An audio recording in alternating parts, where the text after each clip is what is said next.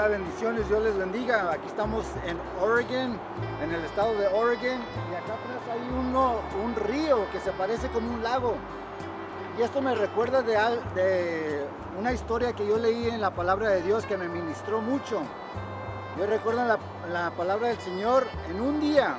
Si compara todos los evangelios, ahí ve que en un día el Señor compartió más de 10 parábolas con sus discípulos. Él les compartió, les impartió palabras de vida.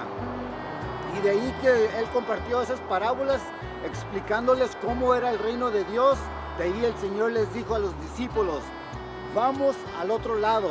Esta era una promesa, unas palabras en las cuales podían contar y confiar los discípulos.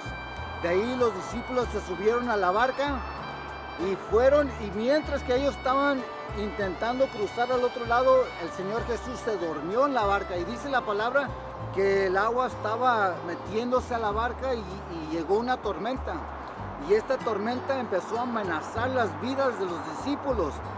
Y yo veo a los discípulos haciendo todo lo posible en sus fuerzas y con la sabiduría que ellos tenían, con la experiencia, porque muchos de ellos eran pescadores. Yo los veo haciendo, intentando de hacer todo lo posible de salirse de esa tormenta, de sobresalir esa tormenta. Pero cuando vieron que era en vano con su experiencia, con sus fuerzas, con su sabiduría, de ahí empezaron a recibir y aceptar lo que la tormenta les estaba diciendo. La tormenta les dijo: hasta aquí llegaron, aquí es donde ustedes van a perecer. Y de ahí ellos fueron y despertaron al Señor Jesús y confesaron al Señor lo que la tormenta les dijo: Señor, ¿qué no te importa que perecemos?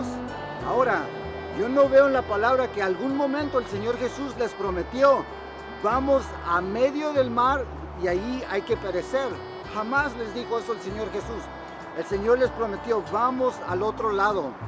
Pero como ellos se enfocaron más en la tormenta, en vez de las parábolas que el Señor les había compartido ese día, una de las parábolas que es bien impactante es la parábola del sembrador. Pero en vez de que ellos se enfocaran en las palabras de vida, en las promesas que el Señor les dio, no, se enfocaron en la tormenta.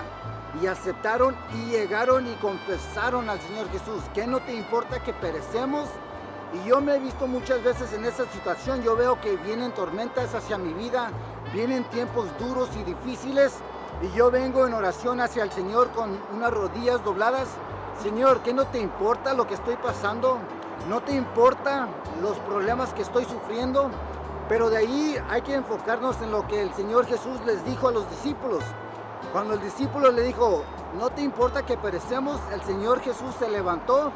Él ni le dijo nada, fue y habló a la tormenta, le dijo: paz, y de ahí la tormenta se calmó. Ahí vemos que la tormenta no era el problema. De ahí el Señor, después de que habla a la tormenta y la tormenta se calmó, de ahí yo creo que dirige y se enfoca en el problema a la mano. ¿Cuál era el problema? El Señor Jesús les dijo: ¿a dónde está su fe? ¿Por qué tienen tanto miedo? ¿Por qué están tan temerosos? ¿A dónde está su fe? Hombres de poca fe, ¿a dónde está su fe?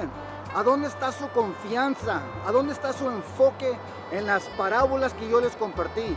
¿A dónde está su enfoque, su confianza en la promesa que yo les di?